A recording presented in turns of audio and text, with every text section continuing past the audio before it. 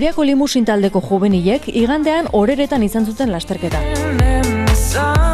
77 kilometro inguruko ibilbidea osatu zuten, 4 itzuli emanez zirkuituari. 11. kilometroan ihesaldi bat sortu zen, eta bertan Luis Mari Garikanok Mikel Azparrenekin batera alde egin zuen. Kilometro batzuk aurrerago berriz, Aitor Zurdo Oriako Limusin taldeko txirrendularia beste ihesaldi batean sartu zen, naiz eta ezin izan zituzten aurreko biak harrapatu. Azkenean, garaipena Oriako Limusin taldeko Luis Mari Garikanok eraman zuen ibilbidea ordu bat, 56 minutu eta 59 segundutan burututa. Bigarren sailkatua bere iesaldiko laguna izan zen Mikel Azparren.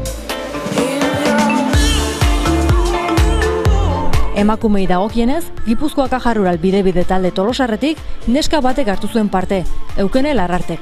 Ez zuen lasterketa amaitza lortu, baina hobekuntza nabari izan zen. Euria, hotza eta txingorra izan ziren nagusi lasterketan. Horrek asko zaildu zuen txirrendularien lana.